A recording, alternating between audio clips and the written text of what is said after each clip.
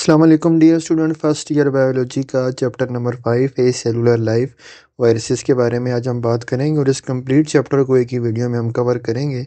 लेकिन सिर्फ summative topics के बारे में बात करेंगे जो फेडरल बोर्ड से ऑफिशियल हमें आई हुई हैं, गाइडलाइंस आई हुई हैं कि समेटिव टॉपिक ही पेपर में इंक्लूड होंगे। तो फॉर्मेटिव टॉपिक्स को डिस्कस नहीं करेंगे, सिर्फ समेटिव पे पूरी कंप्लीट ये वीडियो कवर करते हैं। पहले तो हम देखते हैं कि इस चैप्टर 5 में समेटिव और फॉर्मेटिव टॉपिक्स हैं कौन कौन से। चैप्टर नंबर 5 की जो बात स्टार्ट हो रही है ना हिस्ट्री से, चैप्टर के बिल्कुल स्टार्ट में जो हिस्ट्री है वो है आपकी फॉर्मेटिव। उसने बड़ा क्लियर कट लिख दिया है कि ये इसने पेपर में नहीं आना। बस आप सीखना चाहते हो सीख लो, लेकिन इसने पेपर में नहीं आना। अच्छा, हिस्ट्री और ये सारा डिस्कवरी, उसकी जो करेक्टरिस्टिक्स थी living and non living characteristics, ये भी फॉर्मेटिव आ गया। और फिर why viruses must have host to complete its life cycle वाला, ये भी उसमें आ गया, फॉर्मेटिव हो गया। सर्वाइव इनसाइड द होस्ट, ये भी फॉर्मेटिव हो गया। ठीक है, outline the use of Bactrian genetic engineering, ये भी फॉर्मेटिव हो गया। और लास्ट पे ये जो हमारे पास डिजीजेस थी, viral related diseases, hepatitis C है, हेपेटाइटिस ए भी इंक्लूडेड है, उस पर बात करेंगे। ये फॉर्मेटिव है। और source and transmission for above mention, मतलब ये पूरी डिजीजेस जो हैं ये फॉर्मेटिव हैं। समेटिव क्या क्या था? समेटिव है हमारे पास वायरस का स्ट्रक्चर आ गया, उसकी classification on the basis of host, और फिर बैक्टीरियोफेज का स्ट्रक्चर, बैक्टीरियोफेज की लाइफ साइकिल्स, और बस ये ऐसे देखते चले जाएंगे। अब बुक पे आप मार्क कर लो चैप्टर, ये पॉइंट 1 जो है स्टेटस ऑफ वायरस, इसको ये फॉर्मेटिव है। चैप्टर 2 हिस्ट्री फॉर्मेटिव हो गया। वायरस मस्ट हैव होस्ट, ये फॉर्मेटिव। ये सारे जो मार्क हुए हैं हमारे पास ये फॉर्मेटिव है। तो चैप्टर का स्टार्ट करते हैं सबसे पहले वायरस के स्ट्रक्चर से। वायरसेस हैं क्या? वायरस के स्ट्रक्चर में दो ही चीज़ें होती हैं, एक होता है उसका कोर और दूसरी चीज़ होती है कोट। कोर होता है उसका इनर, वायरस के अंदर क्या चीज़ है, इनर इनर स्ट्रक्चर में क्या चीज़। वायरस ए सेलुलर है, मतलब सेल नहीं है। फिर वायरस किस चीज़ से मिलके बना? वायरस चीज़ है क्या? वायरस दो ही चीज़ों से मिलके बना हुआ है, एक जीनोम होगा, एक क्या होगा, प्रोटीन कोट होगा। ये दो चीज़ों से मिलके बना हुआ है। अच्छा, उसके वायरस के स्ट्रक्चर में कोर में क्या क्या चीज़ें आ रही हैं? वायरस के कोर में आ रहा है जीनोम। अब वो जीनोम डीएनए का भी हो सकता है, आरएनए का भी हो सकता है। ऐसे नहीं है कि एक ही वायरस में डीएनए भी हो आरएनए भी हो। या वायरस के जीनोम में आरएनए होगा या वायरस के जीनोम में डीएनए होगा। जैसा कि इन्फ्लुएंजा वायरस है, इन्फ्लुएंजा वायरस के जीनोम में क्या है? आरएनए है। अच्छा, इनर वाली साइड की बात हो रही है। अच्छा, और इनर इनर स्ट्रक्चर में कोर में क्या क्या होते हैं? कुछ प्रोटीन्स होते हैं, जैसा कि कुछ एंजाइम्स हैं, कुछ स्पेशल एंजाइम्स हैं वायरस के अपने होते हैं जो वायरस ने कोर में रखे हुए होते हैं। रिवर्स ट्रांसक्रिप्टेज एंजाइम, एचआईवी में इसका पढ़ेंगे हम। एक ये होगा एंटीग्रेज, और बड़े किस्म के एंजाइम आगे चल के इन्हें डिस्कस करते चले जाएंगे। ये तो हो गया उसका इनर कोर। क्या होगा उसमें? जीनोम, और फिर साथ में कुछ प्रोटीन्स, एंजाइम्स की बात कर रहे हैं। फिर जो आउटर कवरिंग है, कोट, वायरस का जो कोट होता है, वो कोट किससे मिल के बना हुआ है? वो कोट, उसको कैप्सिड भी बोलते हैं, कैप्सोमर से मिल के बना होता है। अब कैप्सोमर्स क्या है? हमारे पास स्मॉल रिपीटिंग यूनिट्स है प्रोटीन के। ये सारे ब्लू ब्लू जो आपको नज़र आ रहे हैं, ठीक है, ये सारे कैप्सोमर्स हैं। अब ये उसके कोट में आ रहे हैं जिन्होंने जिन्होंने जिन्होंने कोर को सराउंड किया हुआ है। ये कोर को सराउंड किया हुआ है किसने? कोट ने। और ये कोट है क्या? कैप्सोमर से मिलके बना हुआ है। कैप्सोमर्स क्या होती हैं? प्रोटीन्स होती हैं। ये हर वायरस में हमें मिलेगा, लेकिन कुछ वायरसेस ऐसे हैं कि उन्होंने क्या किया होता है? इन्वेलप भी ली हुई होती है, मतलब इस कोट के बाहर भी एक कवरिंग आ रही होती है जिसे बोलते हैं इन्वेलप। अब ये इन्वेलप सब वायरसेस में नहीं है, ये गिने चुने वायरसेस में ये इन्वेलप पाई जाती है। ये तो हो गया जनरल स्ट्रक्चर उसका। थोड़ा सा आगे चलती हैं। देखो, बात हुई कि वायरस के कोर में डीएनए मिलेगा या आरएनए मिलेगा। अब ये जो वायरस के कोर में जीनोम है, डीएनए डबल स्टैंडर्ड भी मिल सकता है, डीएनए सिंगल स्टैंडर्ड भी हो सकता है। अब आप सोच रहे होगे कि ये डबल स्टैंडर्ड डीएनए तो हमने पढ़ा है, ये सिंगल स्टैंडर्ड डीएनए क्या? सिंगल स्टैंडर्ड डीएनए ये होगा कि देखो, ये जो हमारे पास उसकी जो बैकबोन है सारी, इस पे जो शुगर होती है ना, अगर ये शुगर डीऑक्सीराइबोज शुगर है, पहली बात कि ये जो शुगर होगी वो डीऑक्सीराइबोज होगी। दूसरा, यहाँ किसी स्टैंड पे यूरासेल नहीं मिलेगा, आपको थायमीन मिलेगा। तो फिर आपको ये चीज़ कंफर्म हो जाएगी, बेशक ये सिंगल स्टैंड है लेकिन है ये डीएनए। कैसे? कि हमारे पास शुगर कौन सी है? डीऑक्सी है, और साथ में यहाँ पे थायमीन ही मिलेगा यहाँ पे। अच्छा, फिर आरएनए भी है, आरएनए भी वायरसेस में पाए जाते हैं। आरएनए सिंगल स्टैंडर्ड भी होते हैं, डबल स्टैंडर्ड भी होते हैं। अब ये आरएनए कभी ऐसे हो सकता है कि अपने ही ऊपर फोल्ड हो जाएगा, कि आपको कुछ लग रहा होगा डबल स्टैंड है, या दो डिफरेंट डिफरेंट स्टैंड होंगे, ये कंप्लीमेंट्री होकर वो बने हुए होंगे।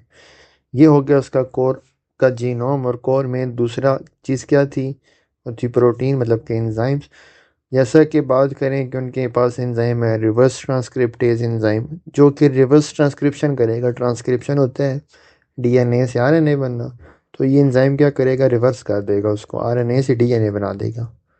ये एंजाइम है वायरस के पास होते हैं, कुछ वायरसेस के पास। फिर लाइसोजाइम हो गए, इंटीग्रेज हो गए, ये सारे एंजाइम्स हैं जो कि कोर में पाए जाते हैं मुख्तलिफ वायरसेस के।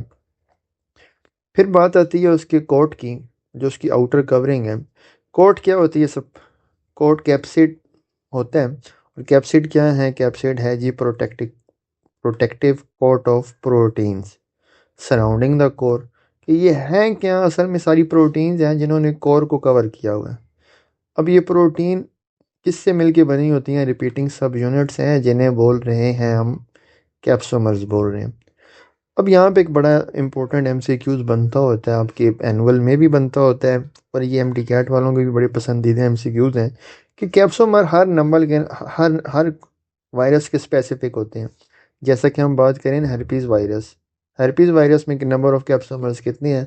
वो 162 कैप्सोमर्स हैं। सेम ऐसे ही एडिनो वायरस में 252, पोलियो वायरस में 32, एचआईवी में 1500 से 2000, और बैक्टीरियोफेज में 2000 तक कैप्सोमर्स होते हैं। अब ये सारे वायरसेस वो हैं जो इस आपकी बुक में दिए गए हैं, जिनको हम डिस्कस किया गया, जो आपकी बुक में दिए गए। और बोर्ड भी मतलब इन्हीं से कंसर्न रखता है, तो हमने उन सारों को मेंशन कर लिया कि उनमें कैप्सोमर्स कितने हैं। अब ये जो कैप्सोमर्स हैं यही वायरस की शेप बना रहे होते हैं। ठीक है, ये जैसे कि देख रहे हो आप, ये एक बैक्टीरियोफेज वायरस है। ये सारे ना ये रिपीटिंग यूनिट्स आपको नज़र आ रहे हैं, ये कैप्सोमर्स लगे हुए हैं उस सारे उसके स्ट्रक्चर में। अब two type of symmetry provided by capsomers. कभी कभी ऐसे होता है कि ये कैप्सोमर्स शेप तो बना रहे हैं, लेकिन दो किस्म की सिमेट्री दे देते हैं, डिफरेंट सिमेट्री दे देते हैं, मतलब एक एग्जैक्ट नहीं आ रही सिमेट्री। जैसा कि हम बात करें ना बैक्टीरियोफेज में जो हेड में सिमेट्री दी गई है ना इन कैप्सोमर्स की वजह से, उस सिमेट्री को बोलते हैं आइकोसेड्रल बोलते हैं। अब आइकोसेड्रल ऐसी सिमेट्री है जिसमें 20 फेसेस होते हैं, 20 ट्रायंगल्स हैं। ये सारी ट्रायंगल्स आपको नज़र आ रही हैं। ठीक है, ये एक ट्रायंगल होगी, वो ऊपर दूसरी बनी हुई है। तो इस किस्म जिसके हेड में कितनी ट्रायंगल्स हैं? 20 ट्रायंगल्स हैं। ये बात भी एमसीक्यूज आ जाती है कि 20 ट्रायंगुलर स्ट्रक्चर क्या है? वो आइकोसाहेड्रल है। अच्छा, इन्हीं कैप्सोमर से नीचे अब दूसरी सिमेट्री देखो इसी के स्ट्रक्चर में, लोअर सिमेट्री देखो, ये होलो ट्यूब की तरह आ रही है। ठीक है, होलो कॉइल की तरह आ रही है, और इसको हेलिकल सिमेट्री बोल रहे हैं। ये भी उसी कैप्सोमर्स ने दी हुई है। इस वायरस कोड पे ही बात चल रही है। हमारी बात हुई थी कुछ वायरसेस ऐसे होते हैं जिनके पास एडिशनल, मतलब ये तो कैप्सोमर्स तो लगे हुए हैं, कोर को सराउंड कर रहे हैं, कोर्ट में है। एडिशनल लिपोप्रोटीन की इन्वेलप होती है, जो कि ये होस्ट से ही लेते हैं। जब ये होस्ट से एग्जिट कर रहे होते हैं, होस्ट के सेल से, उसी सेल को क्या देते हैं? ये अपनी मेम्ब्रेन का टुकड़ा तो हमें दे देना। तो कोट के बाहर उसको रैप कर देते हैं, उस चीज़ को हम बोलते हैं कि ये इन्वेलप है। जैसे कि हम इन्फ्लुएंजा वायरस की बात कर रहे हैं, या इसके कैप्सोमर्स थे, और उस कैप्सोमर्स को सराउंड किसने किया हुआ है? कैप्सोमर्स को सराउंड किया हुआ है एक इन्वेलप ने, एक मेम्ब्रेन ने। अच्छा, इस कैप्सोमर पे कभी कभी ऐसे होता है कि कुछ प्रोटीन्स भी लगी हुई हैं, और ये प्रोटीन वायरस खुद बना के ना इसी मेम्ब्रेन के साथ अटैच कर देता है। जैसा कि हम बात करें ना HIV वायरस में।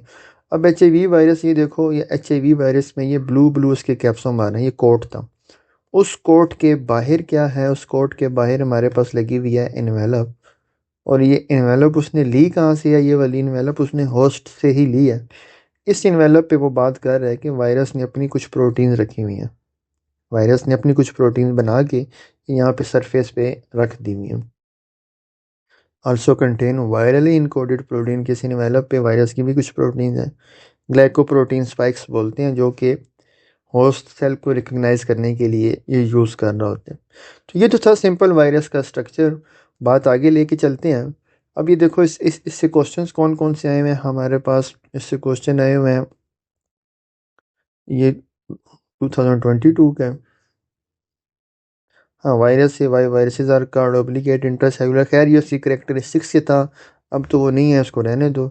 State HIV virus in a person, ये सिम्टम्स में ये चीज़ पढ़ेंगे, ठीक है। HIV का स्ट्रक्चर भी आया हुआ है, ये भी आगे जाके पढ़ेंगे, HIV का स्पेसिफिक, और ये virus is living non living, ये भी फॉर्मेटिव हो गया, तो ये क्वेश्चन भी रहने ही देते हैं, आगे चलते हैं। क्लासिफिकेशन ऑफ वायरसेस, मतलब एक्चुअल जो उसने बात शुरू की हुई है ना फॉर्मेटिव की, वो यहीं से शुरू की हुई, आपके जो उसने PBA की फाइल दी हुई है। क्लासिफिकेशन है वो शॉर्ट क्वेश्चन उसने बनाना है, शॉर्ट क्वेश्चन और MCQ यहाँ पे अनलिमिटेड वो बना रहा होता है। आपने वायरस की क्लासिफिकेशन की हुई on the basis of host, कि किस होस्ट को डैमेज कर रहा है। अगर वायरस का होस्ट है ना बैक्टीरिया, तो ऐसे वायरसेस को बोलते हैं बैक्टीरियोफेज। बैक्टीरियोफेज एक ऐसा वायरस है जो किसे इन्फेक्ट करता है, बैक्टीरिया को। और क्या है इसके पास, DNA पॉलीहेड्रल हेड और टेल, उसका स्ट्रक्चर थोड़ा सा आगे चल के देखते हैं। फिर अगर होस्ट है ना वायरस का प्लांट, तो उनको बोलेंगे प्लांट वायरसेस। अब यहाँ पे MCQs है यही कि हमारे पास टोटल नॉन कितने प्लांट वायरसेस हैं, 2000 टाइप्स ऑफ वायरसेस हैं जो कि अब हमें पता है, और वो प्लांट को डिजीज़ कॉज कर रहे हैं। कुछ गिनी चुनी हमारे पास टोबैको मोज़ैक वायरस चैप्टर के स्टार्ट में दी हुई थी, और पोटैटो येलो ड्वार्फ वायरस, ये भी प्लांट को डिजीज़ हो रही है। एनिमल वायरस पे आ जाओ, अगर वायरस को होस्ट एनिमल है तो वो उस किस क्लास में आएगा, एनिमल वायरसेस में, जैसा कि कोरोना वायरस हो गया, पॉक्स वायरस है, पोलियो वायरस, फ्लू वायरस, ये सारे एनिमल वायरसेस हैं। एक तो क्लासिफिकेशन इस बेस पे बनती है। दूसरी क्लासिफिकेशन बनती है on the basis of capsid, कि उसके पास कैप्सिड कैसे है, कैप्सोमर्स की शेप जो बना रही है वो कैप्सिड कैसा बन रहा है। एक हमारे पास कैप्सिड होता है हेलिकल कैप्सिड, जैसा कि टोबैको मोज़ैक वायरस में। अभी देखो टोबैको मोज़ैक वायरस में ये सारे बाहर कैप्सिड लगे हुए हैं, कैप्सोमर्स लगे हुए हैं, और शेप कैसी आ रही है, हेलिकल की तरह, स्प्रिंग की तरह शेप बन रही है। एक ये हो गया। फिर है पॉलीहेड्रल कैप्सिड, जैसा कि एडिनो वायरस की बात करें, पॉलीहेड्रल में, poly mean many, hedral mean heads. अब ये जो स्ट्रक्चर्स बने हुए हैं इस वायरस में, काफ़ी सारे हेड्स आ रहे हैं, काफ़ी सारे फेसेस आ रहे हैं, तो ये पॉलीहेड्रल हो गया। वजह क्यों है, ये शेप क्यों बनी हुई है ऐसी, वही बात है, उसी के कैप्सोमर्स की वजह से। फिर आते हैं इन्वेलप वायरस, कि कैप्सिड के बाहर इन्वेलप भी लगी हुई है, जैसा कि हम बात इन्फ्लुएंजा वायरस की इस चैप्टर के स्टार्ट से ही करते आ रहे हैं। फिर हमारे पास ऐसे भी हैं जिनका कैप्सिड कम्प्लेक्स है, कोई एक नहीं है, जैसे हम बात कर रहे हैं ना बैक्टीरियोफेज की, बैक्टीरियोफेज की हमने बात की। अब देखो उसमें हेड की कैप्सिड कुछ और सिमेट्री दे रही है, नीचे टेल कुछ और सिमेट्री दे रही है, तो ये कम्प्लेक्स कैप्सिड आ जाएगा। नेक्स्ट क्लासिफिकेशन हुई भी on the basis of genome, कि जीनोम कौन सा है, यहाँ से वो MCQ उठाता होता है। स्मॉल पॉक्स वायरस की बात की जाए तो उनके अंदर जीनोम है double standard DNA। Mild rash virus हो गया सिंगल स्टैंडर्ड DNA, यहाँ से MCQ दे देगा कोई भी कि माइल्ड रैश में जीनोम कैसे है। डायरिया वायरस में डबल स्टैंडर्ड RNA है, रूबेला वायरस में सिंगल स्टैंडर्ड RNA है। फिर हमारे पास इन्फ्लुएंजा में है single standard RNA template for mRNA। अब यहाँ बात ज़रा समझने वाली है दोनों, कि वो होता क्या है, कि ये देखो RNA है, और उसी RNA से mRNA बने कोई आगे प्रोटीन बनाई जाए, ठीक है, तो ये होता है template for mRNA। Single standard RNA है, लेकिन ये क्या है, टेम्पलेट फॉर mRNA, कि इस RNA से पहले mRNA बनेगा फिर प्रोटीन बनेगी।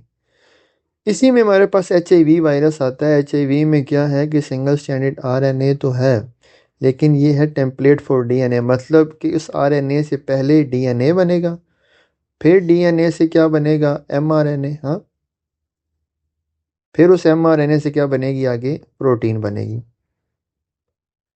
ठीक है। तो ये चीज़ होती है टेम्पलेट फॉर DNA या टेम्पलेट फॉर mRNA, ये दो चीज़ें बस बताने वाली थी। फिर नेक्स्ट समेटिव टॉपिक जो उसने दिया था, viruses can pass unfavourable outside हो, वैसे viruses unfavourable condition outside host कैसे कवर कर जाता है। तो पहली बात कि virus do not need food to, virus को खाना पीना तो चाहिए ही नहीं, अगर होस्ट से बाहर चला गया तो मसला नहीं है। ये होस्ट से बाहर जाकर एक डोरमेंट स्टेज में चला जाता है, ना ये सांस लेता है, ना ये खाना पीना, कुछ भी नहीं है, समझ लो ये बस ये मुर्दार हालत में बाहर पड़ा हुआ है। और इतना छोटा है कि मतलब इसे डर भी नहीं है कि कोई जानवर इसे खा जाएगा, मसले वाली बात ही नहीं है। हम बात करें ना कि हौज से बाहर कैसे जिंदा है, सिर्फ इनको इनको ख़तरा होता है पीएच से और टेम्परेचर से ख़तरा होता है। हौज से बाहर है ना, बस पीएच चेंज ना हो, टेम्परेचर ज़्यादा ना हो, तो ये सर्वाइव कर जाते हैं काफ़ी दिन। लेकिन लेकिन लेकिन मसला ये आता है, मसला ये तो नॉन इन्वेलप की बात हो रही थी, लेकिन मसला आ गया इन्वेलप इन्वेलप वाले वायरस। इन्वेलप वायरस वो होते हैं जिन वायरसेस ने होस्ट की सेल मेम्ब्रेन ली हुई होती है, ये मेम्ब्रेन ली हुई होती है, वो होस्ट से बाहर इतना सरवाइव नहीं कर पाते। उनका जो टाइम पीरियड है होस्ट से बाहर वो थोड़ा छोटा है। क्यों? क्योंकि उनके पास सेल मेम्ब्रेन है और वो सेल मेम्ब्रेन सेंसिटिव है। क्यों? सनलाइट से, कोई नॉर्मल क्लीनिंग प्रोसेस है उससे भी सेंसिटिव है कि वो इन्वेलप वायरस होस्ट के बाहर मर जाते हैं, सरवाइव नहीं कर पाते। वो वैसे भी मरे हुए हैं लेकिन वो फिर किसी काम के नहीं रहते। स्ट्रक्चर ऑफ बैक्टीरियोफेज में चलें। बैक्टीरियोफेज एक ऐसा वायरस है जो कि फेज एक ऐसा वायरस है जो कि सिर्फ बैक्टीरिया को इन्फेक्ट करता है। अब ये बैक्टीरियोफेज का स्ट्रक्चर आ गया। अब इसकी जो शेप है टैडपोल शेप वायरस होती है, टैडपोल शेप है। ये टैडपोल ना आपने देखे होंगे, जो फ्रॉग के बच्चे होते हैं, जब फ्रॉग अंडे दे देता है और बच्चे निकलते हैं, वो टैडपोल शेप आपको लगता है मछली का बच्चा है। ठीक है, वो आगे फर्दर डेवलप होता है। अब इस वायरस की शेप भी कैसे है, उस मछली के बच्चे की तरह ही है, या फ्रॉग के बच्चे की तरह ही, या टैडपोल की तरह। ठीक है, तो इसे टैडपोल शेप बोल रहे हैं। खैर, एमसीक्यूज है, इसका साइज़ कितना है? 20 से 200 नैनोमीटर इसका साइज़ है। इसके साइज़ में स्ट्रक्चर में क्या है, एक हेड है, फिर साथ में नेक है, और फिर तीसरी चीज़ होती है टेल होती है। ये सिंपल सी बात है बैक्टीरियोफेज की। थोड़ी सी बात मुश्किल करते हैं आगे चल के। बैक्टीरियोफेज का जो स्ट्रक्चर है, हेड की बात की जाए तो हेड उसका आइकोसेड्रल है। हम पहले भी बात करके आए थे आइकोसेड्रल कैसा होता है, जिसके ऊपर मतलब जिसके पास 20 ट्रायंगुलर स्ट्रक्चर है वो आइकोसेड्रल होते हैं। जैसा कि ये बात की है, अब ये 20 ट्रायंगुलर स्ट्रक्चर है, ये फेज का हेड है। और इसी फेज के अंदर क्या पड़ा हुआ है, डीएनए पड़ा हुआ है। फेज वायरस के अंदर जो जीनोम है वो डीएनए का, तो ये डीएनए वायरस है। दूसरा, फिर इसी कोर के अंदर इसके एंजाइम्स पड़े होते हैं, डीएनएज है और इंटीग्रेज है। ये दो एंजाइम है जो कि इसके हेड के अंदर पड़े हुए हैं। डीएनएज का काम होता है डीएनए को डाइजेस्ट करना, इंटीग्रेज का काम है कि होस्ट के डीएनए के साथ जोड़ देना। ये दो अलग-अलग काम करते हैं एंजाइम। फिर बात आती है इसकी नेक की या कॉलर की। इस नेक का फंक्शन है कि हेड को टेल से अलग करना। ये नेक थी और ये नीचे क्या आ गया, हमारे पास टेल आ गया। तो इस नेक नेक या कॉलर का फंक्शन क्या है कि ये हेड को और टेल को सेपरेट कर रहा है, और दूसरा पैसेज भी देगा जीनोम को ट्रांसफ़र होने के लिए। फिर बात आती है इसकी टेल की। टेल क्या है? टेल है hollow tube made of protein. Protein की बनी हुई है, वही कैप्सोमर्स की ही बात हो रही है, थ्रू विच न्यूक्लिक एसिड पास। ये जो डीएनए इसके हेड में पड़ा हुआ है वो फिर इस टेल से निकलेगा, अंदर से ज़्यादा होता है। Surrounded by a contractile sheet. Contractile sheet, ये जो आपको शीट नज़र आ रही है, इसने सराउंड किया हुआ है इसी टेल को। ये कॉन्ट्रैक्टाइल होती है, कॉन्ट्रैक्ट कर सकती है, जैसे टीका लगता है, प्रेस होती है, प्रेस हो सकती है। अच्छा, फिर नीचे चलो, इसी टेल पे तो हमें स्ट्रक्चर मिलता है टेल प्लेट। और उसी ये टेल प्लेट है, और इसी टेल प्लेट के साथ हमारे पास लगी हुई है टेल फाइबर्स। यहाँ पे भी एक एमसीक्यूज है कि बैक्टीरियोफेज में कितनी टेल फाइबर्स होती हैं, तो वो 6 होती हैं। 1 2 3 4 और ये 5, लास्ट पे आ गई 6। टोटल 6 टेल फाइबर्स होती हैं जो कि लैंडिंग के लिए यूज़ करता है। और इसी बेस प्लेट पे टेल प्लेट पे एंजाइम है, लाइसोजाइम एंजाइम पड़ा हुआ है। ठीक, इस लाइसोजाइम का काम है, देखो बैक्टीरियोफेज वायरस है, बैक्टीरिया को जो उसने इन्फेक्ट करना है। अब बैक्टीरिया की सेल वाल तो फिर तोड़नी पड़ेगी, तो ये सेल वाल को नरम करने के लिए अपना ये एंजाइम यूज़ करता है ताकि अपना जीनोम ऊपर से फिर डाल सके। फिर टेल पिन लगी हुई है इसकी। ये टेल पिन है वो छोटी सी, ये समझ लो सिरिंज की तरह काम करती है। ठीक है, टीका है जो बैक्टीरिया को लगाएगा, फिर लाइसोजाइम सेक्रेट करेगा इसकी मदद से। ये हो गया इसका complete structure of bacteriophage. Infection process, phase virus या कोई भी वायरस का इन्फेक्शन प्रोसेस कैसे होता है? 3 स्टेप्स में होता है। पहला स्टेप है लैंडिंग या एड्जॉर्प्शन। लैंडिंग में क्या होता है कि वो बैक्टीरियोफेज जो है अपना ना होस्ट ढूंढता है, बैक्टीरियोफेज का होस्ट है बैक्टीरिया, तो देखेगा कि मैं कहाँ किस इन्वायरमेंट में हूँ, उस इन्वायरमेंट में अपना बैक्टीरिया ढूंढेगा और उस बैक्टीरिया पे असल में ना अपने रिसेप्टर्स ढूंढते हैं। अब बैक्टीरियोफेज इंसान के स्किन स्किन के ऊपर रख दो, स्किन पे इसके रिसेप्टर ही नहीं है, कुछ भी नहीं कर सकता।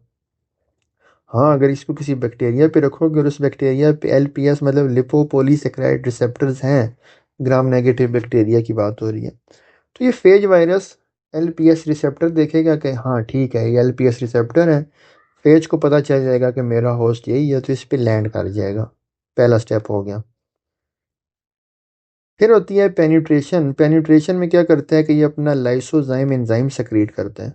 लाइसोजाइम एंजाइम सेक्रेट करके ना सेल वाल को नरम करता है, और वो जो कॉन्ट्रैक्टाइल शीट थी वो जो प्रेस हो सकती थी, ये देखो, ये कॉन्ट्रैक्टाइल शीट है, ये प्रेस हुई हुई है, और उसने क्या किया, उसने टेल अंदर डाल दी, फेज नहीं बैक्टीरिया के अंदर टेल डाल दी। दूसरा स्टेप हो गया पेनिट्रेशन। फिर है जीनोम इंडक्शन। जब टेल चली जाती है तो वो क्या करता है, फेज वायरस अपना डीएनए भी वायरस के अंदर डाल देता है। ये 3 स्टेप हैं, ये शॉर्ट क्वेश्चन आता होता है, ये भी पिछले 2025 के एनुअल में आया हुआ था। 3 infection step of bacteriophage: landing, penetration, genome induction. ये देखो 3 steps of lytic cycle of bacteriophage. Sorry, lytic cycle आगे चल के आ रहा, वो आया हुआ था। इन्फेक्शस प्रोसेस 2-3 साल कहीं पहले आया हुआ था। फिर बात आती है लाइफ साइकिल ऑफ बैक्टीरियोफेज की। शॉर्ट लॉन्ग दोनों ही आते हैं। सेकेंड एनुअल में इसी लाइफ साइकिल से ही एक लॉन्ग आया हुआ था, लाइसोजीनी का, 2025 के सेकेंड एनुअल पे, जो अभी ही रिसेंटली हुआ है।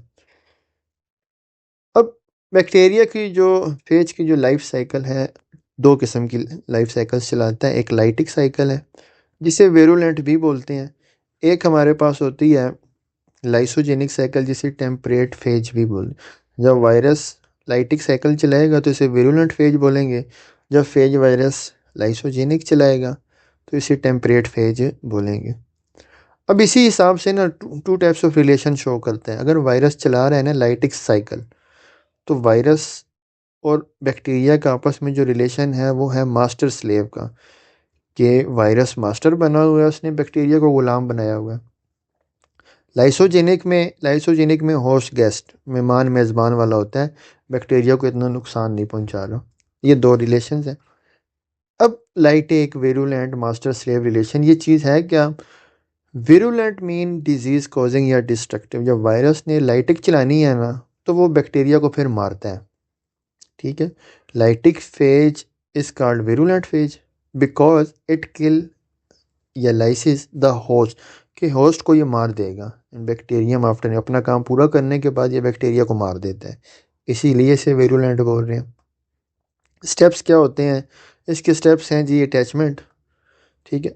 हाँ, ये देखो जी, अटैचमेंट क्या होगी कि अटैचमेंट में फेज वायरस देखेगा कि बैक्टीरिया के मेरा होस्ट कौन सा है, लिपोपोलीसेकेराइड या टेकोइक रिसेप्टर्स उसने देख लिए, तो ये क्या कर गया, लैंडिंग कर गया बैक्टीरिया पे, फेज वायरस लैंडिंग कर गया।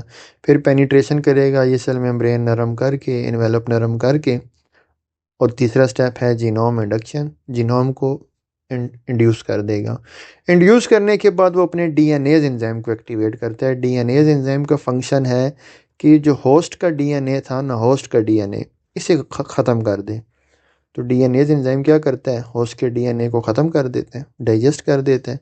अपने को ये नहीं डाइजेस्ट करता, वजह क्या है, उसने अपने वाले वायरस ने ना अपने वाले डीएनए की ना मॉडिफिकेशन की हुई होती हैं, तो वो डीएनए उसे नहीं खा सकता, उसका अपना बच गया, ठीक हो गया।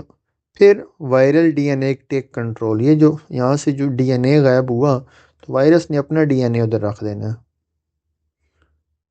अब बैक्टीरिया को पता ही नहीं चला कि उसके साथ फिल्म हुई क्या है। बैक्टीरिया अपने मज़े में लगा हुआ है, अपने मज़े में लगा हुआ है कि वो ट्रांसक्रिप्शन कर रहा है, ट्रांसलेशन कर रहा है।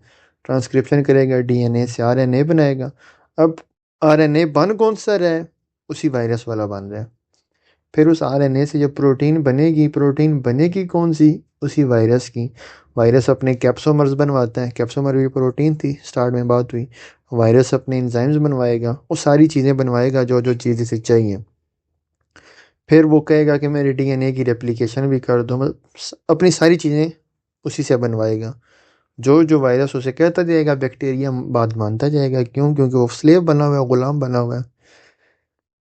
सिंथेसिस ऑफ फेज कंपोनेंट, देखो फेज उसने सारे कंपोनेंट बनवा लिए, इसने हेड बनवाया, tail fibre, enzyme, DNA component सब बनवा लिए। फिर होती है असेंबली। असेंबली में क्या है, इन सारे कंपोनेंट को ना जोड़ा जाता है, हेड को टेल के साथ और टेल फाइबर्स के साथ, एंजाइम डीएनए सारे जोड़ के ये असेंबली की जा रही है। फिर बात आती है मैचुरेशन वाली। मैचुरेशन में क्या है, कंप्लीट मैच्योर एक बैक्टीरियोफेज वायरसेस बनना शुरू हो जाते हैं। अब इसी दौरान लाइसोजाइम एंजाइम्स भी बन रहे हैं, मतलब जो किसकी टेल में पड़े होते हैं वो भी तो बनेगा ना, प्रोटीन है उसी की। तो लाइसोजाइम एंजाइम इतने ज़्यादा बन रहे होते हैं, वो क्या करते हैं, असेंबली के टाइम, असेंबली में आने से पहले वो सेल वॉल मज़ीद नरम कर आते हैं। फिर आके यहाँ पे असेंबल होते हैं, मैच्योर होते हैं, वो सेल वॉल नरम हुई हुई होती है। अब जब हमारे पास इसकी तादाद एक लिमिट तक पहुँच गई, तो फिर क्या होगा, वायरल सेल बर्स्ट कर जाएगा, लाइसिस हो जाएगी, फट जाएगा। और हमारे पास कोई 20 से 25 मिनट पे 200 न्यू फेजेस बनते हैं। इस एक सेल में 200 न्यू फेजेस बनेंगे, जिसकी वजह से वो फिर बर्स्ट हो जाएगा। इतने ज़्यादा बन गया, उसकी कैपेसिटी से ज़्यादा निकल गई है बात। तो ये है lytic cycle: attachment, penetration, genome induction, host DNA का डिसइंटीग्रेट होना, वायरल की डीएनए का कंट्रोल लेना, फिर अपने कंपोनेंट बनवाना, फिर उनको जोड़ना मैच्योर, और फिर लाइसिस रिलीज हो गया। ये लाइटिक साइकिल थी। फिर बात आती है लाइसोजेनिक की। लाइसोजेनिक शुरू करने से पहले अब देखो, वायरस, बैक्टीरिया के पास ना दो किस्म के जीनोम है। एक उसका मेन डीएनए है, जिसे न्यूक्लियोइड रीजन में पड़ा हुआ है, मेन डीएनए। तो एक उसके पास एक्स्ट्रा क्रोमोसोमल डीएनए होता है, जिसे बोलते हैं प्लाज्मिड। अब प्लाज्मिड में चेंजेस कर सकते हो, सेल्फ रेप्लिकेटिंग है, कोई मसला नहीं। बैक्टीरिया की मेन लाइफ पे इसका कोई इफेक्ट नहीं पड़ेगा। अब यहाँ पे कोई चेंज हो भी गया तो ठीक है। अब वायरस भी यही स्ट्रेटजी अप्लाई करते हैं। कैसे? देखो, लैंडिंग, पेनिट्रेशन, जीनोम इंडक्शन होगी, जीनोम अंदर आता है। अब वो डीएनए को ये नहीं कहेगा कि इसके डीएनए को डाइजेस्ट करो, वो इंटीग्रेस को कहेगा कि ये वाला डीएनए, मेरे वाला डीएनए बैक्टीरिया के प्लाज्मिड के साथ जोड़ दो, इंटीग्रेशन कर दो उसकी। जब वायरस का डीएनए और होस्ट का डीएनए आपस में जुड़ जाते हैं, ऐसी स्टेट को बोलते हैं प्रोफेज, या प्रो वायरस भी बोलते हैं। फेज स्पेसिफिकली इसीलिए बोल रहे हैं क्योंकि फेज वायरस का ही डीएनए आया है। अगर सिंपल कोई वायरस की बात होती तो हम प्रो वायरस बोलेंगे इस चीज़ को। अच्छा, उसने उसका डीएनए डाइजेस्ट नहीं किया, इंटीग्रेस कहा कि मेरा डीएनए जोड़ दो, वो जोड़ देगा। अब चुप कर गया ये। अब बैक्टीरिया को कहेगा जी ठीक है, रेप्लिकेट करते हो। बैक्टीरिया बाइनरी फिजन करेगा। बाइनरी फिजन में वो अपने जो स्टेप चलाता है, अपने डीएनए को डबल करता है। जब डीएनए को बैक्टीरिया डबल कर रहा होगा तो वो वायरस वाला डीएनए भी डबल हो जाएगा। बात समझ लगी कि नहीं? फिर वही बाइनरी फिजन की बात है। अब ये बाइनरी फिजन आगे चल रही है कि एक से दो डीएनए बने, फिर साइज इंक्रीज हुआ है, किस कॉर्नर पे, किस कॉर्नर पे, फिर स्प्लिटिंग होती है, दो सेल अलग हो जाते हैं। और वायरस ये सारा अपना डीएनए मल्टीप्लाई करवाता जा रहा है, बैक्टीरिया को मार नहीं रहा। होस्ट गेस्ट रिलेशन चल रहा है। ये तब तक चलता रहेगा जब तक कंडीशन फेवरेबल है। जब कंडीशन अनफेवरेबल आ गई ना, उसे पता है कि यार अब बैक्टीरिया मरने लगा है, फर्दर नहीं डिवाइड कर सकता, तो ये क्या करेगा, अपने आप को बचाने के लिए लाइसोजेनिक ये जो सारी चल रही थी, इसको ख़त्म करेगा। फ़ौरन से लाइटिक स्टार्ट कर देगा, अपनी कॉपियाँ बनवा के निकलेगा वहाँ से। अब उसे पता है कि अब बैक्टीरिया फर्दर मल्टीप्लाई नहीं कर सकता, कंडीशन अनफेवरेबल हो गया, हो सकता है वहाँ पे न्यूट्रिएंट ख़त्म हो गए हों, डेसिकेशन मतलब मॉइस्चर ख़त्म हो गया हो, या यूवी रेडिएशन आना शुरू हो जाए, या म्यूटाजेन जैसा कि इथाइल मीथेन सल्फोनेट ईएमएस, अगर वहाँ पे म्यूटाजेन आ गया तो फेज वायरस लाइसोजेनिक ख़त्म करेगा और फ़ौरन से ही लाइटिक शुरू कर देगा। इस चीज़ को इंडक्शन बोलते हैं। ये चीज़ भी शॉर्ट में आ जाती है कि इंडक्शन क्या है। इंडक्शन है कि जब फेज वायरस लाइसोजेनिक ख़त्म करके लाइटिक में चला जाए, फिर वही बात कि वो उसके डीएनए को ख़त्म करेगा, अपने कंपोनेंट्स बनवाएगा और असेंबली मैचुरेशन करके वहाँ से भाग जाएगा। बैक्टीरियोफेज की कहानी ख़त्म हुई। फिर बात आती है हमारे पास किसकी, स्ट्रक्चर ऑफ एचआईवी वायरस की। अब एचआईवी वायरस क्या है? Human immunodeficiency virus. इसको cause by AIDS HIV human immunodeficiency virus है, डिजीज़ कोज करता है एड्स की। और एड्स है क्या? Acquired immuno deficiency syndrome.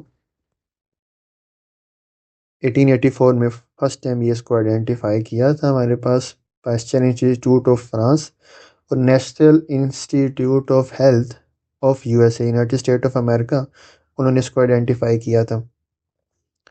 Initial naming थी इसकी, इसको ग्रिड कहा जाता था, ग्रे रिलेटेड इम्यूनो डेफिशिएंसी बोलते थे, क्योंकि यही समझा जाता था कि ये it is only associated with gay mens, इसे ग्रिड बोलते थे इस वायरस को।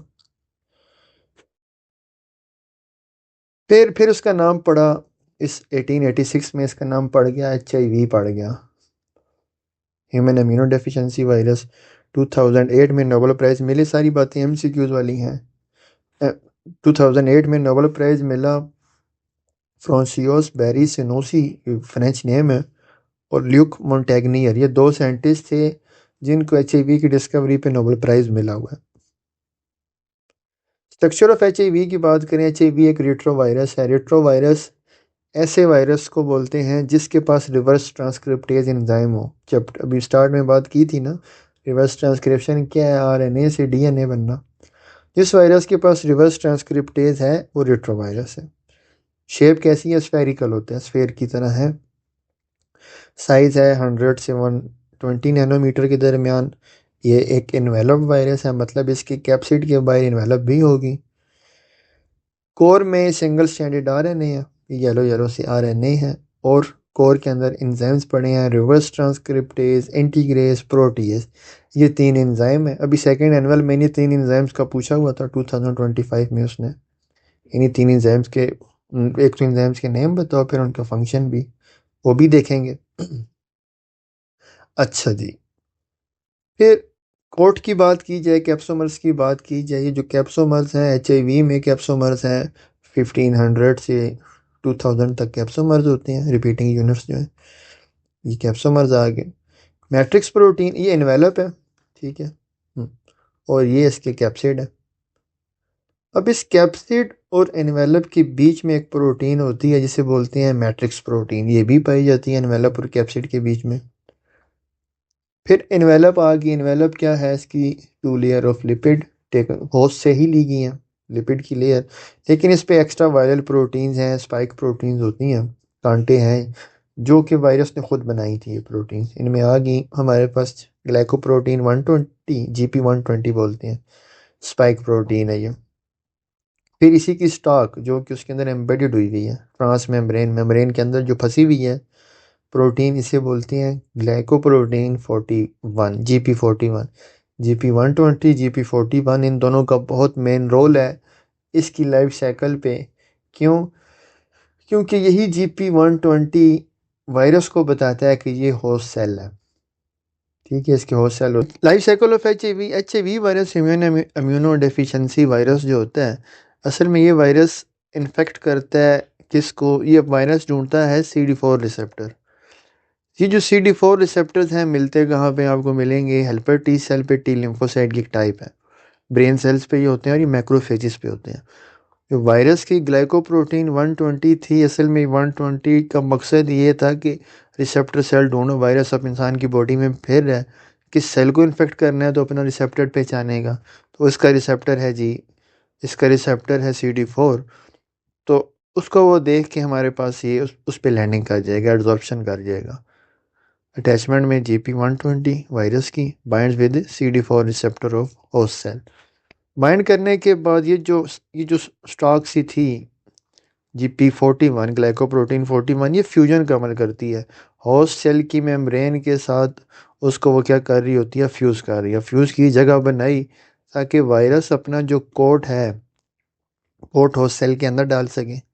अब ये कोट चला गया होस्ट सेल के साइटोप्लाज्म में चला गया, जाने जाते साथ ही उसने पहला काम ये करना है कि अनकोटिंग करनी है, अपने कोट को खोल देना है और जीनोम को उसने साइटोप्लाज्म में ओपन कर देना। जब जीनोम साइटोप्लाज्म में आ गया तो इसके पास जो एंजाइम है रिवर्स ट्रांसक्रिप्टेज, वो क्या करेगा? RNA को cDNA में कन्वर्ट कर देगा। cDNA में कन्वर्ट होता है तो इसी टाइम वो क्या कर रहा होता है कि जो साइटोप्लाज्म में आरएनएज हैं, जब ये डीएनए उसने बना दिया, आरएनए से डीएनए रिवर्स ट्रांसक्रिप्शन करता है कि आरएनए से डीएनए बनाता है, कम्प्लीमेंट्री डीएनए बनेगा। जैसा आरएनए था उसके अगेंस्ट कम्प्लीमेंट्री डीएनए बनेगा। फिर वायरल आरएनए डिसइंटीग्रेट हो जाता है, साइटोप्लाज्म में आरएनएज हैं वो उसको ख़त्म कर देते हैं, लेकिन उसने अपना काम करवा लिया, डीएनए उसने बनवा लिया। नेक्स्ट वो क्या करता है, इसी सिंगल स्टैंडर्ड डीएनए को रेप्लिकेट करके डबल स्टैंडर्ड डीएनए बनवाएगा वायरस की साइटोप्लाज्म में। ये डबल स्टैंडर्ड डीएनए बन जाएगा एचआईवी वायरस का। फिर ये इंटीग्रेज एंजाइम की मदद से इसको भेजेगा होस्ट सेल के न्यूक्लियस के अंदर, जाओ न्यूक्लियस के अंदर इंसान का डीएनए पड़ा है उसमें जाके छुप जाओ, डीएनए का हिस्सा बन जाओ। जब वायरस का डीएनए होस्ट के डीएनए के साथ मैच कर गया तो ये जो स्टेट बनती है इसे बोलते हैं प्रो वायरस। अब ये वायरल डीएनए था और ये होस्ट का डीएनए इंसान का डीएनए है टी सेल का, ये उसमें जाके छुप गया। अब उस सेल को पता ही नहीं चला कि उसके साथ हुआ क्या। वो सेल मज़े में अब वो जीन एक्सप्रेशन चलाएगा कि डीएनए से आरएनए बनाना, आरएनए से फिर प्रोटीन बनाना, मतलब ट्रांसक्रिप्शन करना फिर ट्रांसलेशन करना। अब ये जो सेल ट्रांसक्रिप्शन ट्रांसलेशन कर रहा है वो असल में हो रही है ट्रांसक्रिप्शन वायरस के आरएनए की, और वो ट्रांसक्रिप्शन हो रही है वायरस के आरएनए से जो प्रोटीन बनने हैं उसकी। फिर वो उसी की ट्रांसलेशन करवाएगा। वायरस अपनी जो है प्रोटीन्स बनवाता है होस्ट के राइबोसोम्स यूज़ करके, लेकिन इसमें प्रोटीन बनती हैं, लार्ज प्रोटीन बनती हैं। इसी में एचआईवी के पास एक तीसरी किस्म का एंजाइम है प्रोटीएज। वो प्रोटीएज क्या करता है, प्रोटीएज उस लार्ज प्रोटीन को तोड़ देता है स्मॉलर प्रोटीन में। जो बड़ी प्रोटीन बनी थी छोटे छोटे टुकड़े बनाता जाएगा प्रोटीन के, जैसा कि कैप्सोमर्स बना दिए उसने, एंजाइम्स बना दिए, यही reverse transcriptase, envelope proteins, glycoprotein वगैरह, ये सारी चीज़ें उसने बनवा दी। अब 2025 अभी ये जो सेकेंड एनुअल हुआ है उसमें शॉर्ट क्वेश्चन आया हुआ था कि हमारे पास एचआईवी के पास कौन कौन से 3 एंजाइम है, तो वो ये 3 एंजाइम है, रिवर्स ट्रांसक्रिप्टेज, इंटीग्रेज और प्रोटीएज। इन सब के इंडिविजुअल फंक्शन भी बताने थे। अब जब उसने ये सारे काम कर लिए, प्रोटीन को स्मॉलर फ्रेगमेंट में तोड़ लिया, फिर उसकी असेंबली करेगा, सारे फ्रेगमेंट्स जोड़ेगा, एक मैच्योर एचआईवी बना के उसको बर्ड ऑफ कर देगा सेल से। ये आपकी बुक में जो डायग्राम दी हुई है कि लैंडिंग हुई, पेनिट्रेशन हुई, उसने कैप्सिड डाला, आरएनए बना, फिर cDNA, डबल स्टैंडर्ड डीएनए, फिर आगे उस प्रो वायरस, फिर उससे एमआरएनए बन रहा है, फिर एमआरएनए से प्रोटीन स्ट्रक्चरल, और जो वायरस के कोर के लिए जो आरएनए था वो भी इसी डीएनए से बनेगा, उसकी भी कॉपीज़ बनती जा रही हैं। और एक असेंबली हो के मैच्योर आरएनए आपके पास, मैच्योर एक एचआईवी वायरस बना। लास्ट पे वो जब बर्ड ऑफ करेगा, बर्ड ऑफ करते वक्त वो इसी सेल को कहेगा अपनी मेम्ब्रेन दे दो, जिससे वो इन्वेलप बना लेगा। तो इस तरीके से अपनी लाइफ साइकिल कंप्लीट करेगा। अब ये जो न्यू निकला ये जाके किसी और टी सेल पे लैंड करेगा और वहाँ यही काम शुरू कर देगा, पीछे से वो न्यू और बनते रहेंगे इसी सेल में। ये थी simple life cycle of HIV. ये शॉर्ट लॉन्ग बहुत इंपॉर्टेंट है। वायरस वाले चैप्टर में कोई लॉन्ग है तो मोस्ट प्रोबेबली ये वाला लॉन्ग होता है। नेक्स्ट देखते हैं H I V AIDS naming. H I V virus जो है ह्यूमन इम्यूनो डेफिशिएंसी वायरस, ये जो एड्स डिजीज़ है, एक्वायर्ड इम्यून डेफिशिएंसी सिंड्रोम। अब इसका इसका ये नेम पड़ा क्यों, इम्यून डेफिशिएंसी पड़ा क्यों, ये समझने से पहले पहले टी सेल को समझते हैं कि ये हेल्पर टी सेल है क्या। देखो, जब कोई भी पैथोजन बॉडी में आ जाता है ना, पैथोजन, तो मैक्रोफेजेज उस पैथोजन को इनगल्फ कर लेते हैं और उस पैथोजन का टुकड़ा रख देते हैं सरफेस पे रखते हैं ताकि हेल्पर टी सेल आए और पहचाने कि सेल के अंदर, इस सेल के अंदर कोई माइक्रोब पड़ा हुआ है। हेल्पर टी सेल आते हैं, हेल्पर टी सेल आके उसके साथ बाइंड करते हैं, उससे देखते हैं वाकई कोई मसला है, सेल के अंदर कोई माइक्रोब्स पड़ा हुआ है। हेल्पर टी सेल असल में हेल्प के लिए बुलाते हैं, ये बाकी इम्यून सिस्टम को एक्टिवेट करती हैं। इस साइटोटॉक्सिक टी सेल को बुला लेंगे, कहेंगे आओ जी से मारो, या बी सेल को बुला लेंगे कि एंटीबॉडीज़ बना के आओ, वो जो पैथोजन है उसे मार दो। तो टी सेल का असल में काम ये होता है कि वो इम्यून सिस्टम को जगा रहा होता है। ये जो एच आई वी वायरस है, एच आई वी वायरस आके असल में आके वो हाईजैक किसी को कर रहा है। भाई यहाँ से बात आगे चले ही ना। जब ये टी सेल हाईजैक हो गया, हेल्पर टी सेल हाईजैक हो गया, तो ना ये साइटोटॉक्सिक टी सेल आएगा, ना बी सेल को पता चलेगा कि क्या हो रहा है। तो समझ लो आपका सारा इम्यून सिस्टम शट डाउन हो गया। तो इसीलिए इसको इम्यून डेफिशिएंसी बोलते हैं कि आपका इम्यून सिस्टम जो है वो सारा शट डाउन हो जाता है। फिर symptoms of AIDS, short question ये भी आ जाता है। अब एड्स के जो सिम्टम्स हैं वो 3 स्टेजेस पे लिखने, एक एक स्टेज के एक एक नंबर मिलता है, शॉर्ट में ये क्वेश्चन आता है। सबसे पहली स्टेज है एसिम्प्टोमेटिक कैरियर। जिस बंदे को एड्स हो गया उसको पहले पहले 9 मंथ तो पता ही नहीं चलेगा कि उसे एड्स हो गया। वो बंदा है एसिम्प्टोमेटिक, उसके कोई एड्स के सिम्टम नहीं शो होंगे लेकिन बंदा कैरियर है। अब एसिम्प्टोमेटिक कैरियर में क्या होगा कि उसे फीवर, बुखार होना, चिल ठंड वगैरह लगना, एचेज, इची रैशेज वगैरह, हाँ, खारिश होना, रैश रैश बनना, फिर उस पर खारिश होते ना। लेकिन लेकिन ये चीज़ें चली जाती हैं, ये चीज़ें चली जाती हैं। ये 9 मंथ तक बंदा एसिम्प्टोमेटिक रह रही है, बंदे को पता ही नहीं होता कि उसे एड्स हो गया, लेकिन ये बंदा कैरियर है। इसके ब्लड में HIV वायरस आ चुका है और ये ब्लड से किसी दूसरे बंदे को फैला सकता है अगर ब्लड दे। ठीक हो गया। फर्स्ट स्टेज थी सिम्टम्स की, ये एसिम्प्टोमेटिक कैरियर, बंदे को सिम्टम नहीं है। सेकंड स्टेज आती है 9 मंथ बाद, वो होती है AIDS related complex. AIDS related complex में क्या हो गया कि स्वॉलन लिम्फ ग्लैंड्स हो गए, ये आपके पास नेक रीजन पे, आर्म पेट पे, हाँ, यहाँ पे ना जो लिम्फ ग्लैंड्स हैं, लिम्फाइड्स, वो सारे उनकी स्वेलिंग हो जाती है। फिर नाइट स्वेट, पसीना आना है रात को, cough, flu, diarrhoea, memory loss, depression, ये बड़ी कॉमन चीज़ें हो जाती हैं। ये सेकंड स्टेज थी सिम्टम्स ऑफ एड्स की। फिर बात आती है फुल ब्लॉन एड्स की। फुल ब्लॉन एड्स में क्या होता है, थर्ड स्टेज और फाइनल स्टेज है। फुल ब्लॉन एड पे बहुत स्वेर किस्म का वेट लॉस हो जाना है, वीकनेस होनी है। और फुल ब्लॉन एड्स में असल में अपॉर्चुनिस्टिक डिजीज़ आने लग जाती हैं। अभी अपॉर्चुनिस्टिक डिजीज़ क्या है, ये अगला शॉर्ट क्वेश्चन है जो इसी HIV और एड्स वाले टॉपिक से आता होता है कि why AIDS is called opportunistic disease. Opportunistic disease AIDS को क्यों बोलते हैं, असल में जो HIV है ना, HIV human immunodeficiency virus, ये बंदे को नहीं मारता, ये सिर्फ टी सेल को डिस्ट्रॉय करता है। अभी हमने जो उसका मैकेनिज्म देखा कि सारे हेल्पर टी सेल कैसे काम कर रहे हैं। HIV बंदे को नहीं मारता, ये सिर्फ इम्यून सिस्टम मारता है और अपॉर्चुनिटी देता है बाकी बाकी पैथोजेंस को, क्या हो इस बंदे को मारो। फंगस को कहेगा आ जाओ, मैंने इसकी आर्मी को हाईजैक कर लिया, ठीक है, इसके इम्यून सिस्टम को हाईजैक कर लिया, आओ फंगल इन्फेक्शन करो। या किसी बैक्टीरिया को बुला लेगा, क्या हो इसे इन्फेक्शन करो, कोई स्किन कैंसर। तो असल में ये अपॉर्चुनिटी देता है बाकी डिजीज़ को, इसीलिए एड्स को बोल रहे होते हैं अपॉर्चुनिस्टिक डिजीज़। फिर बात आती है ट्रीटमेंट की, एड्स का क्या इलाज है। कोई एड्स का इलाज है कोई नहीं, लेकिन इसको आप कुछ हद तक कंट्रोल कर सकते हो कि ये मज़ीद ना फैले बंदे की बॉडी में, बंदे को मज़ीद इन्फेक्ट ना करे। तो उसके लिए एक टेक्नोलॉजी है कि दवाई है anti retroviral ART therapy. Anti retroviral therapy ART आप यूज़ करते हो, ये इसका क्योर है ART। अब इसमें क्या है, सारी कहानी चलती थी ना HIV की उसके रिवर्स ट्रांसक्रिप्टेज से। एंटी रिट्रोवायरल थेरेपी में क्या है, उसका वो एंजाइम आप रोक देती हो। ये एक दवाई है, ये वो असल में रिवर्स ट्रांसक्रिप्टेज की इनहिबिशन कर देती है। एंजाइम इनहिबिशन आपने पढ़ी होगी, तो वो उसकी इनहिबिशन कर देती है। रिवर्स ट्रांसक्रिप्टेज अपना काम नहीं कर सकता, वायरस के RNA से DNA नहीं बन सकेगा, तो वायरस फर्दर आगे मल्टीप्लाई नहीं कर पाएगा, वायरस वहीं रुक जाएगा। वहाँ से ख़त्म नहीं होगा लेकिन वहीं रुक जाएगा।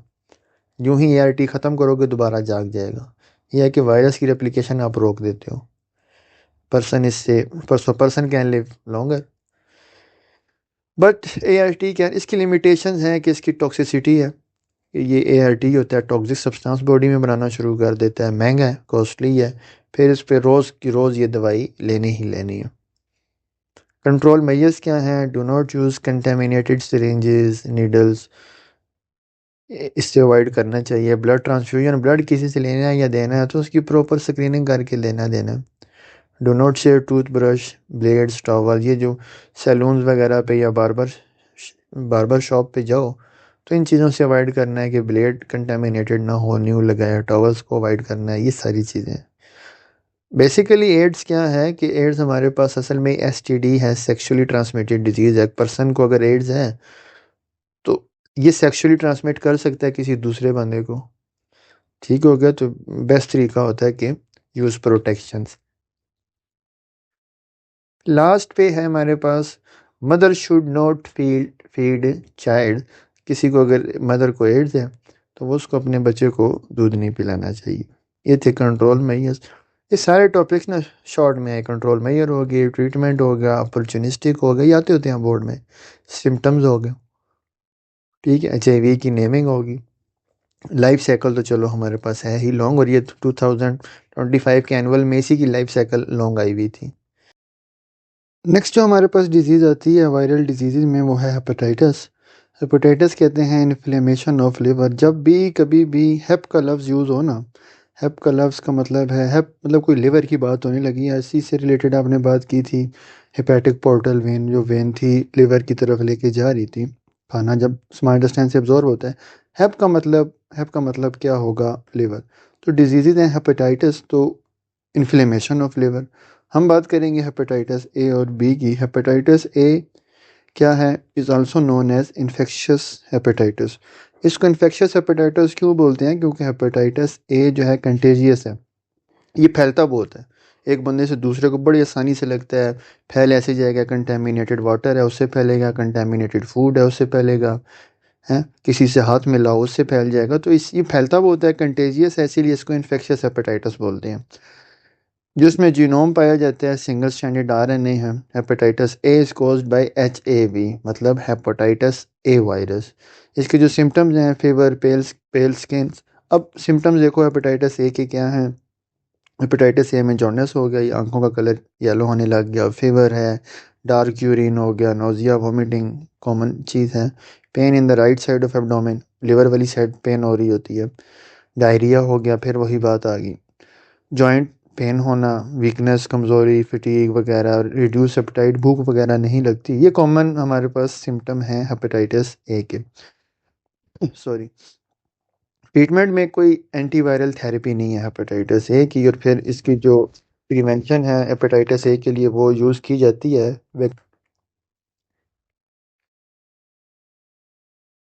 नेक्स्ट बात आती है हेपेटाइटिस बी की। ये भी इन्फ्लेमेशन ऑफ लिवर है।